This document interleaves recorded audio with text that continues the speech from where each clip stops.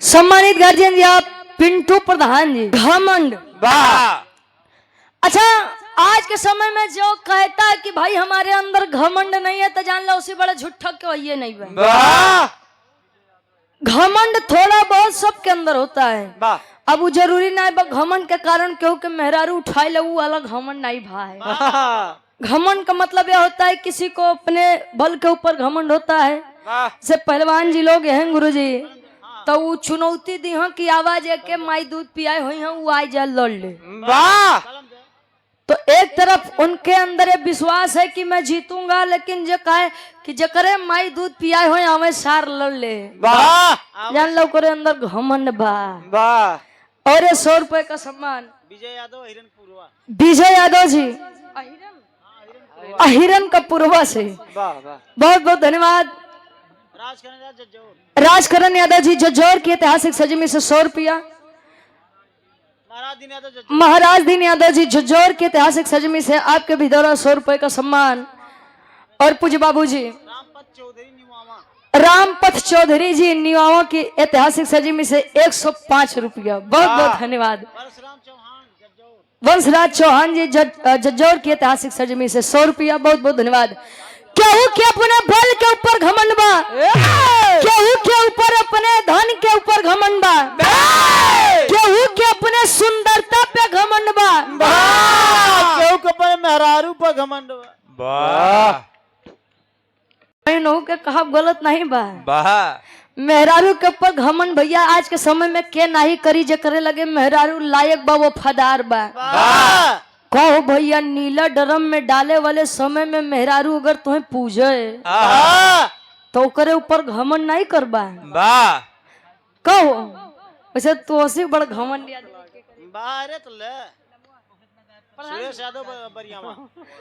Guardian जी, आप हमारे सुरेश यादव जी बरियावा की ऐतिहासिक सजमी से 500 रुपया। बहुत बहुत धन्यवाद। आशीर्वाद के चाह रही 4 लाइन कवि जी भूमिका के अंदर भाव लिखा पेन कैसे गुरु जी।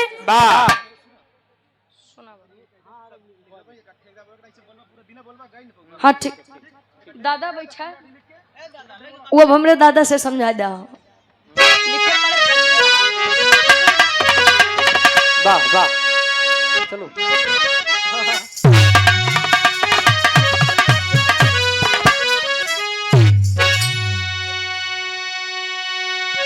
अंकुरित उर में होता यह अहंकार जब लुप्त हो जाती गरिमा है सब ज्ञान के। अधर्म की राह अग्रसर होता है मानव, चाह हो जाती मिथ्या सब सम्मान के। असत्य पे सत्य की जीत होती सदा, अरे लाख कर ले भले अत्याचारी।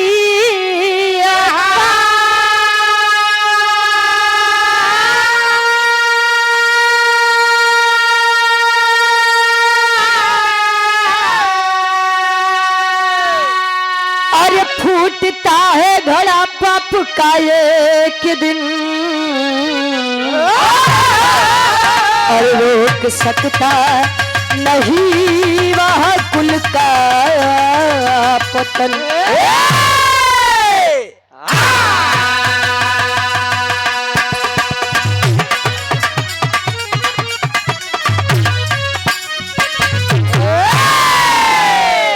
अंकुरित उर में होता है अहंकार जब, अरे लुप्त हो जाती गरिमा है सब ज्ञान की। अधर्म की राह अग्रसर होता है मानव, चाह हो जाती मिथ्या सब सम्मान की। असत्य पे सत्य की जीत होती सदा, लाख कर ले भले अत्याचारी यतन। असत्य पे सदा सत्य की जीत होती है, और हर समय का हर बुरे कर्मों का एक नियमित समय होता है। कितना भी बड़ा विद्वान इंसान हो, यदि उसके अंदर घमंड आ गया तो उसका ज्ञान, उसकी सोचने समझने की क्षमता, उसका बुद्धि, उसका विवेक ही उसको ले डूबेगा। ये आप लोग जान लीजिए। बिरहा में कवि जी बड़ी सुंदर तरह से लिखते हैं। कौन लइका अपने बेवफा सनम बदे कहे जा जवन किए है ठीक नहीं किए है, अरे तो जीवन भर रोबो करबू, परेशान मत होखा। लइका कहे अपने बेवफा सनम बदे, पुराने समय के गजल बा कैसे। और आप हमारे बड़े भाई अवध आदर्श रामलीला कमेटी लुधियाना पंजाब से, अरे वाह, ये आप गार्जियन जी के द्वारा 200 रुपए का सम्मान, बहुत बहुत धन्यवाद, आशीर्वाद के चाह रही। और आप बड़े भाई हमारे श्री परशुराम यादव जी, जिला पंचायत सदस्य प्रत्याशी, बीकापुर प्रथम, भरहू खाता चौरे बाजार, बीकापुर, अयोध्या की ऐतिहासिक सरजमी से आप गार्जियन जी के द्वारा ये 501 रुपए का सम्मान, बहुत बहुत धन्यवाद, आशीर्वाद के चाह रही। जकरे नाम में अखरी में राम बा, परशुराम बा, वो कहाँ हारी हो। बहुत बहुत धन्यवाद बा। कवि जी लिखते हैं कैसे।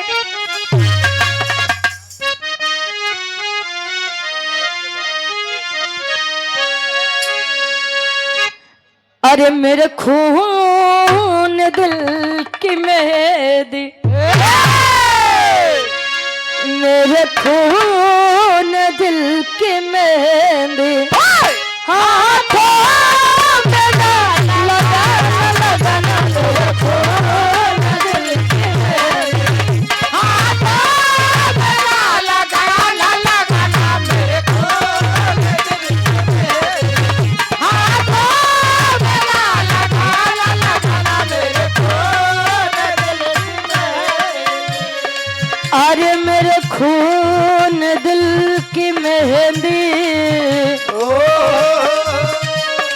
हाथों में ना लगाना, बाबा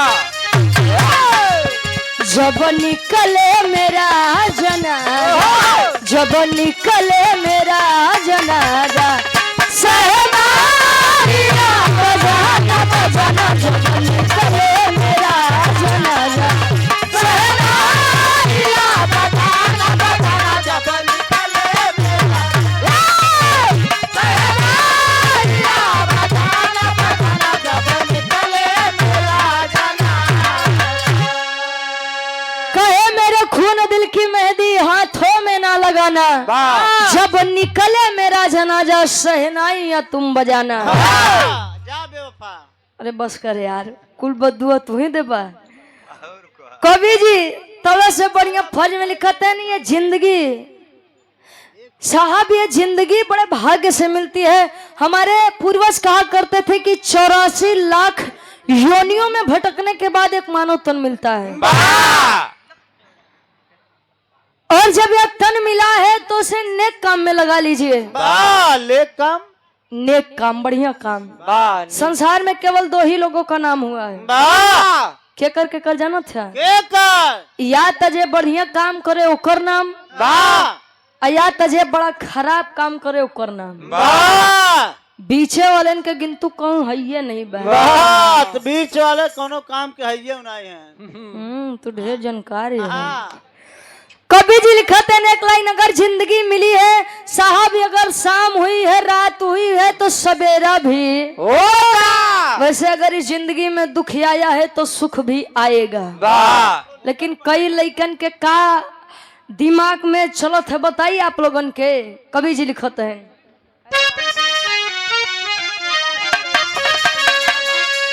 अरे लाखों मुसीबत आए, लाखों मुसीबत आए, तुम अपना फर्ज निभाना, लाखों मुसीबत आए, तुम अपना फर्ज निभाना, लाखों मुसीबत आए, तुम अपना फर्ज निभाना, लाखों मुसीबत आए।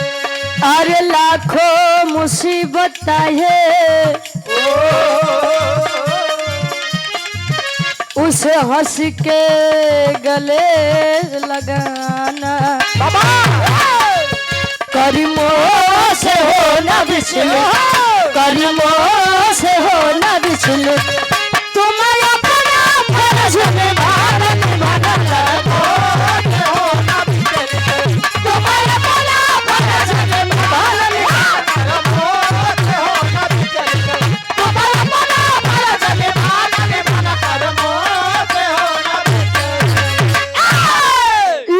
मुसीबत आए उसे हंसकर गले लगाना, कर्मों से होना विचलित, तुम्हें अपना फर्ज निभाना। जिंदगी अगर मिली है तो जिंदगी में दुख आना ये पार्ट ऑफ लाइफ है, ये जिंदगी का एक हिस्सा है। और इसी दुख के साथ हंस करके जीवन को बिता ले जाना ये आर्ट ऑफ लाइफ है, यानी जीवन की एक कला है। का अच्छा आप लोग बतावा का इनके जिंदगी में गम नहीं बा? तोरे जिंदगी में तो इतना गम बा कि गम वाली दुकान पे जा तो गम खत्म हो जाए। रास्ता भी रास्ता। जरूरी नहीं कि हर एक इंसान अगर हंसता मिले तो वो बड़ा खुश ही होगा। जिसके जकरे ऊपर बीतो था वो जाना था गुरुजी। हाँ जकरे नहीं फटी बेवाई उका जाने पीर पर आई, जकरे ऊपर बीतो था वो जानत का है। कहानी के शुरुआत बा कैसे, का शुरुआत बा क्या कर बा कैसन बा। रामायण से आप लोग तमाम प्रसंग सुनते हैं, लेकिन आशा बा कि ये प्रसंग शायद ही कहूँ आप लोग सुने हो बा। कैसे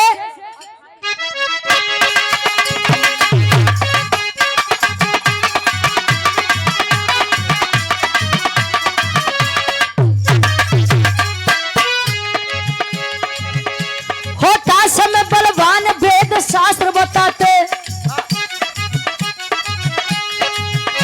होता समय बलवान वेद शास्त्र बताते, होती उन्हीं की जीत जो आगे बढ़ाते।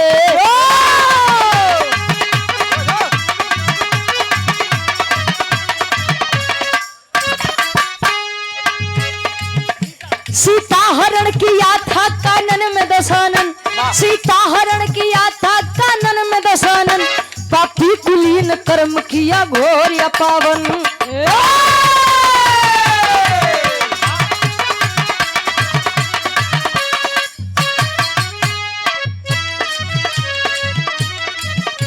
कपिदल के साथ सागर तट पे आए खरारी, कपिदल के साथ सागर तट पे आए खरारी, कपिदल के साथ सागर तट पे आए खरारी, कपिदल के साथ सागर तट पे आए खरारी। शिवलिंग स्थापना की किए राम तैयारी,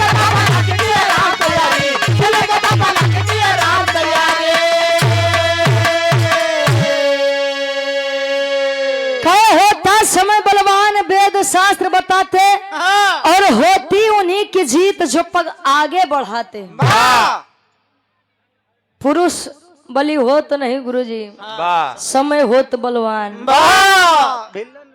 समय से बड़ा कोई नहीं होता है। समय आपको मौका देता है, आप उसकी कद्र नहीं करते हैं, और जब समय बीत जाता है तो हम लोग ये कह के रोते हैं कि भगवान पता नहीं हमारी किस्मत कोने कर्म कोने कलम से लिख दी, हमार तो मटकी वाली से लिख दे रहे। अरे तोरे वाले में छीछल इधर कह दी है। हाँ समय सभी का आता है, कुछ करने का कुछ बनने का। केहू आलस कई क्यों के गवाई देते ना, केहू चैतन्य रह के उस समय का फायदा उठा ले जाते हैं। तो ये होता है समय। समय की कदर यदि आप नहीं करेंगे, हम नहीं करेंगे, तो आगे समय हमारी और आपकी कदर नहीं करेगा।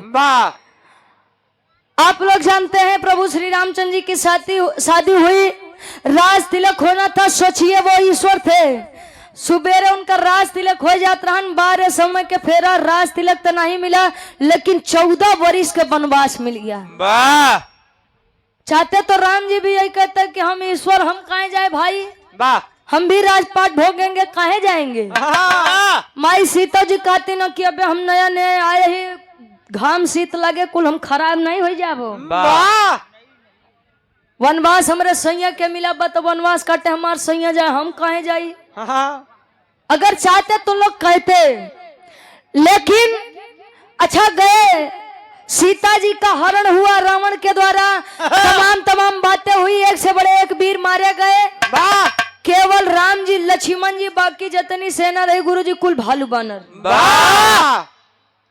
भालू बानर हाँ हो भालू बानर की सेना लेकर के पहुंचे हैं प्रभु श्री रामचंद्र जी कहा समुद्र नगरी के किनारे जहां हमारे भारत देश का आखिरी छोर है और वहीं भारत देश का एक आखिरी छोर जो त्रेता युग का प्रमाणिक प्रसंग प्रमाणिक रूप आज भी इस कलयुग में विद्यमान है सिद्ध करेंगे इस विराह के माध्यम से।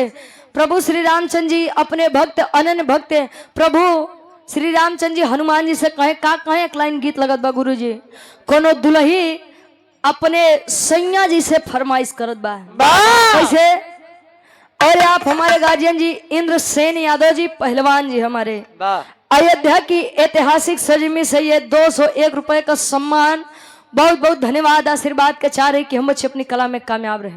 अब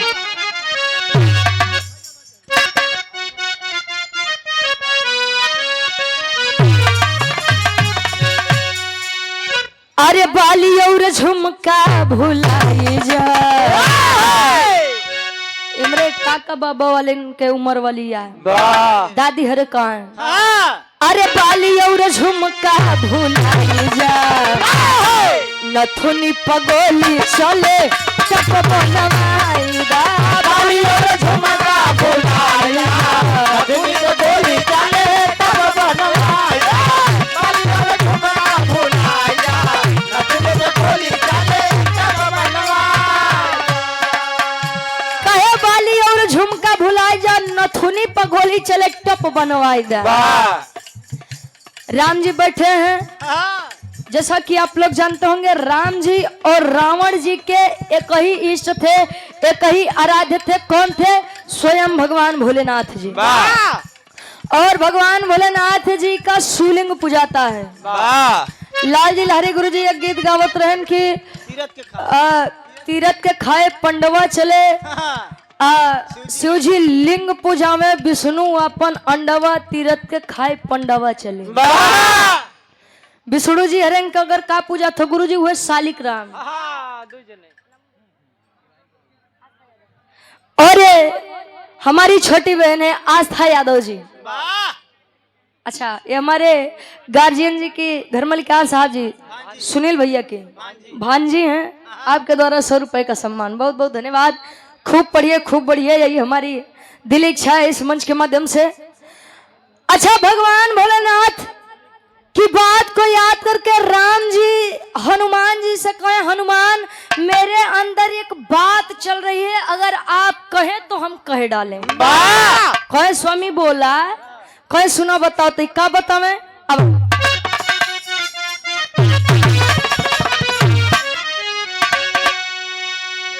अरे मनवा के मनसा पुराई दा मनवा के मनसा पुराई दा ज्ञानी पंडित कापी कोई ढूंढ के लिया ज्ञानी पंडित कापी कोई ढूंढ के लिया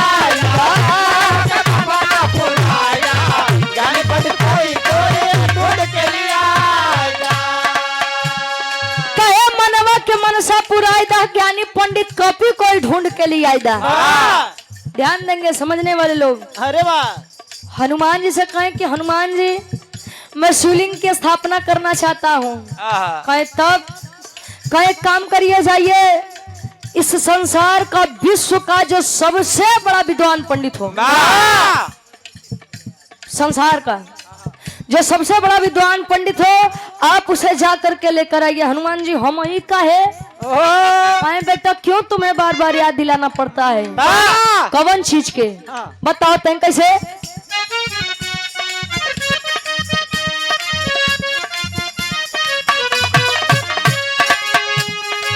सामर्थ्य तोहरा में बाटे कपिराई अनुष्ठान भी प्रजी से देता करवाई तोहरा में बाटे कपिराई अनुष्ठान भी प्रजी से देता करवाई तोहरा में बाटे कपिराई अनुष्ठान भी प्रजी से देता करवाई मानवा के मनसा पुराई दा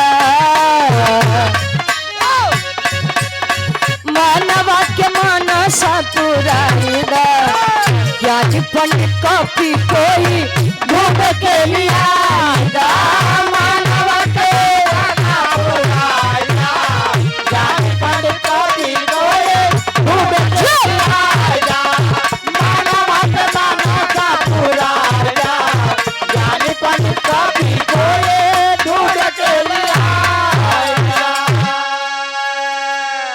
कहे सामर्थ तोरा में बाटे कपिराई अनुष्ठान विप्र जी से देते करवाई।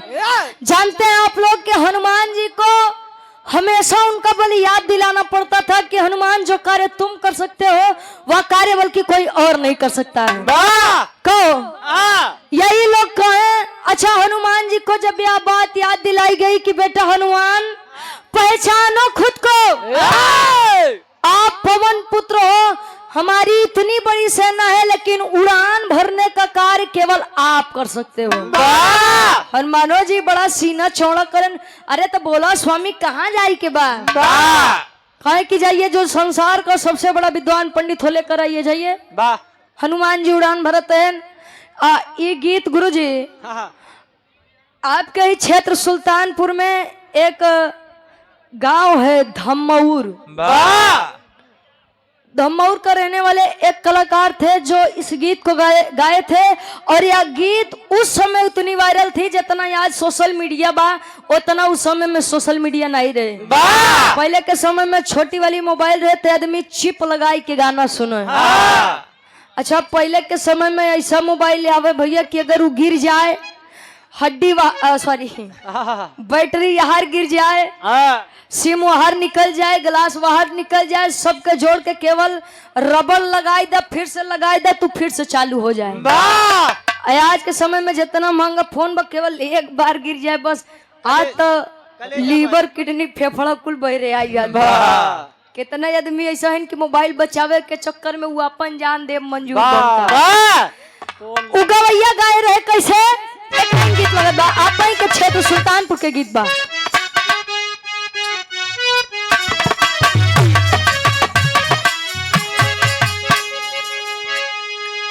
गैली बाजारे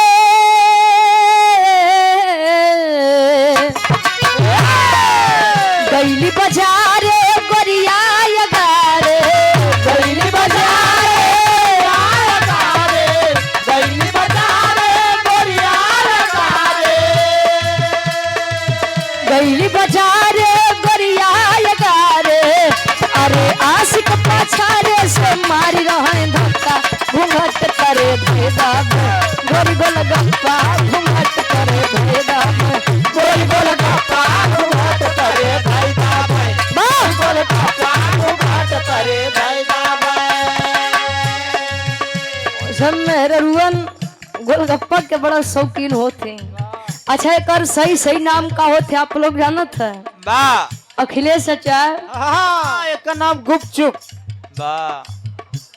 गुपचुप। अच्छा वो कहे हो गुप्त से मोह में चुप मारी खाई लिया अगर खोले तो बाहर का ऐसे तर्क भीतर का करे तो केहू तो से सीखे भाई। वैसे ठीको बात तार तर्क गलत हइयो नहीं बा। खैर तो बात के बात रहा हनुमान जी उड़ान भरत हैं। जय श्री राम जय श्री राम।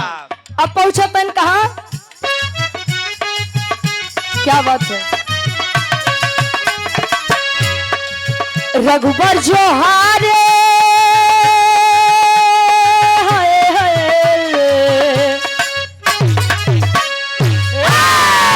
रघुबर जो हारे तो हनुमत पधारे रघुबर जो हारे रघुबर जो हारे तो हनुमत पधारे रघुबर जो हारे तो हनुमत पधारे। अरे आशा भरी अखिया से देख रघुरैया पवन गति से चल भइले कल कबीरैया पवन गति से चल भइले कल कबीरैया पवन गति से चल भइले कल कबीरैया पवन गति से चल भइले। कहे पवन गति से चल भइले भली कबीरैया। हनुमान जी का आज्ञा लेकर के पहुंचे हैं। हनुमान जी कहाँ? ब्रह्मलोक ब्रह्मा जी के पास। ब्रह्मा जी के पास पहुंचे। ब्रह्मा जी अपने ध्यान में मस्त नेत्र खोले। अरे पवन पुत्र हनुमान जी बजरंगी हाँ यहाँ पर कैसे आना हुआ? वाह हनुमान जी बतावे स्वामी, मैं आया हूँ अपने आराध्य अपने राम जी की बात को मान करके। वाह हाँ बोलिए। चलो सभी प्रकार की समस्या हो गई, हम लोग हर लड़ाई लड़ेंगे, क्योंकि आप यदुकुल में जन्म ली हैं, हमारी बहन हो, तो हम लोग आपकी हर लड़ाई लड़ेंगे। इसी के साथ मैं सभी का धन्यवाद।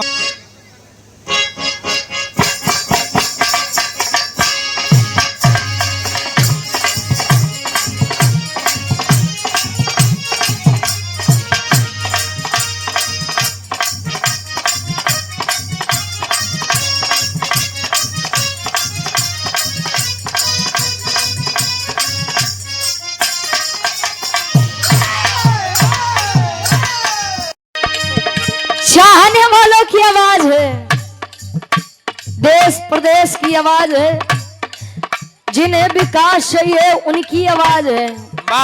नहीं तो जेके कुछ नहीं पता बाबा झूठे ताली बजावे जानत है। उनके खातिर केवल है बाकी एक टाइम खाए के पा जाए, बढ़िया पहिरे के पा जाए, खेला खत्म। कैसे? अरे रे मेरे जान थे मुलायम,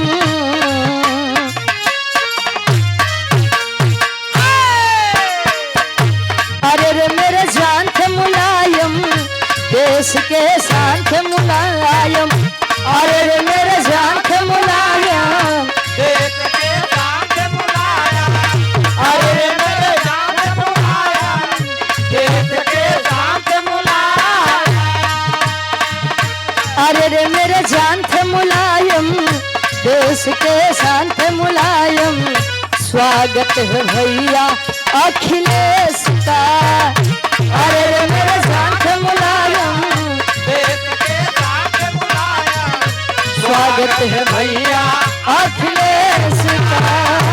अरे रे मेरे जान थे मुलायम, देश के शान थे मुलायम, स्वागत है भैया अखिलेश का। कृष्ण कहूँ कहूँ राम आपको, कृष्ण कहूँ कहूँ राम आपको, पूजती हूँ मैं सुबह शाम आपको। मेरे भगवान थे मुलायम को, देश के शान थे मुलायम, मेरे भगवान थे मुलायम, देश के शान थे मुलायम।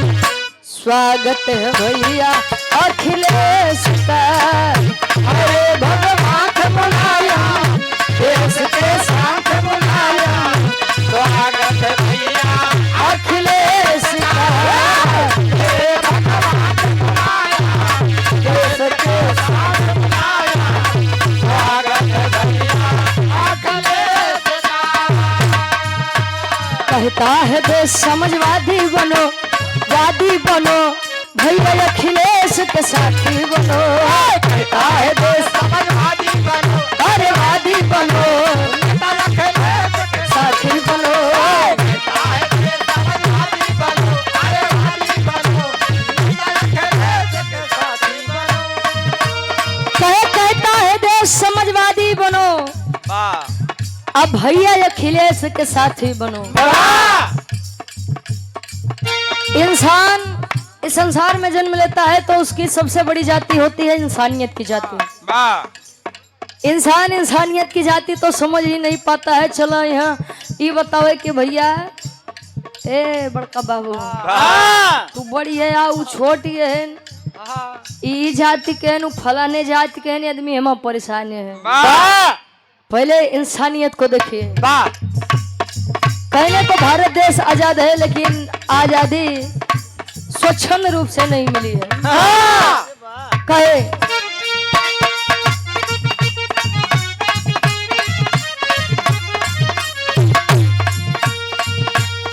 मुल्क हमारा तभी होगा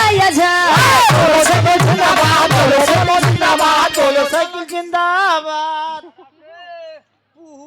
और एक पुणे से हमारी छोटी बहन है और हमारे सुनील भाई की बेटी, अच्छा सुनील भाई की आप ये छोटी बेटी है और तो बहन नहीं हो वो जले वो भैया बहन तो कहाँ से बहन हो जाई हैं। वाह तू इनका बुआ है वाह अरे ना भैया वो पद बड़ा बढ़िया जोड़ लेते हैं। बस कराई करे आगे बोलबो मत करे तू। ये पीहू यादव आपके द्वारा 200 रुपए का सम्मान, बहुत बहुत धन्यवाद बा। ईश्वर का आशीर्वाद लगे, बड़ों का आशीर्वाद लगे, छोटों का आशीर्वाद लगे। आशीर्वाद सभी का लगता है, बस देने वाले का दिल साफ हो। खूब पढ़ा, खूब आगे बढ़ा, बाकी सरकार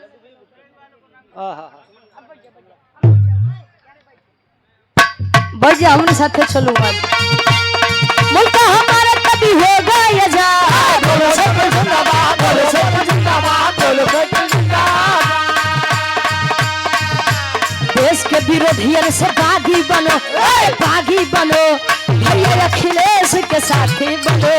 देश के विरोधियों से बागी बनो, अरे बागी बनो, भैया अखिलेश के साथी बनो। देश के विरोधियों से बागी बनो, अरे बागी बनो, भैया अखिलेश के साथी बनो।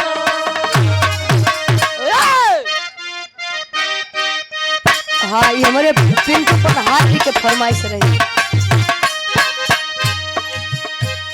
का जाने दे सार वाली कजराई के त्याग पहले सुन ली है, बता होता तो हम यही में उसके जोड़ दिए वही। कहो गुरुजी, एक लाइन हम गाए थे और उस गीत को आप लोगों ने बड़ा सम्मान दिया था। के बाज रोकी,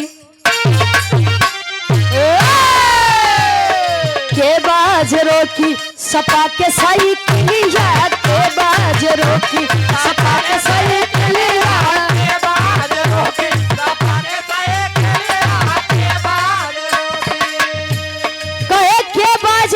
सपा के साइकिलिया। आप लोग मेरी एक बात ध्यान रख लीजिएगा, जहां पर सरकार से जनता डरती है वहां पर तानाशाही सरकार होती है, और जहां पर जनता से सरकार डरे वहां पर स्वतंत्रता होती है। एक क्लिप बड़ा वायरल हुआ था फेसबुक पर कि स्वामी विवेकानंद जी ने कहा था कि आप हमें खून दो, हम आपको आजादी देंगे। क्या बात है। तो जितना अंध भक्त बैठे रहे लगे ताली बजावे, सारे बकचोदे ही रहे। तो ऐसा हो हमारे बात तो हर नंबर जान पाल नहीं सारे रे। हाँ नहीं तो ये बोलबो तू।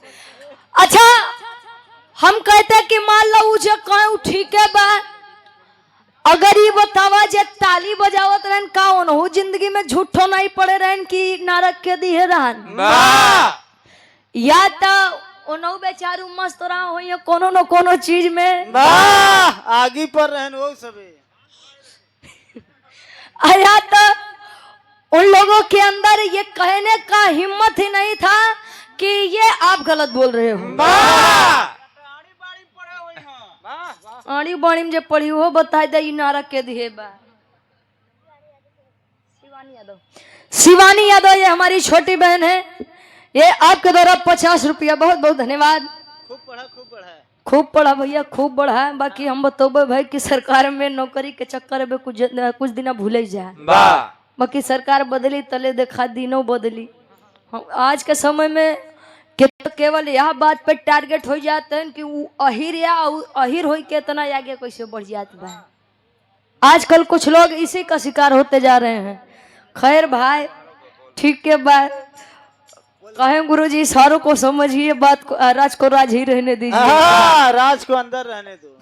वो राज नहीं यार, मतलब दिल में जो चलत बा वो समझे खातिर सारा काफी बा। और पुनः से हमारे बड़े भाई राम सुंदर यादव जी 100 रुपया। छेदी लाल सोहर, अच्छा सोहर गाँव भी ना, सही सही 20 रुपया, बहुत बहुत धन्यवाद। और आप राम मिलन चौहान जी जज्जौर से 100 रुपया। राहुल यादव, बादल दुबे कपूरवा से 100 रुपया। गोकुल प्रसाद यादव हमारे बड़े भाई, आपके द्वारा भी 100 रुपये का सम्मान। अभयराज यादव छोरे चंदौली के ऐतिहासिक सजमी से 100 रुपया। शिवराम यादव जी 100 रुपया। आप बुद्धू यादव जी 100 रुपया। किन्ना यादव शंकरगढ़ 100 रुपया। और आप का लिखा हो श्री राम उजागिर यादव जी 100 रुपया। श्री राम तीरथ यादव जी आपके द्वारा 200 रुपए का सम्मान श्री सत्यनारायण यादव जी 100 रुपया राजेंद्र मौर्य 100 रुपया और ठेकेदार साहब हमारे राम जी प्रजापति जज्जौर से 151 रुपया कौन चीज के ठेका बा राम जी भैया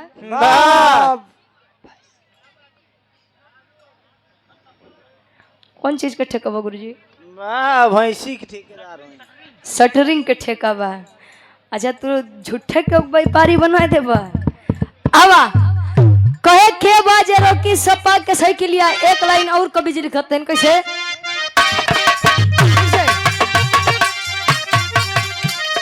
के बाज रोकी के बाज रोकी सपा के सही के लिया के बाज रोकी सपा के सही के लिया के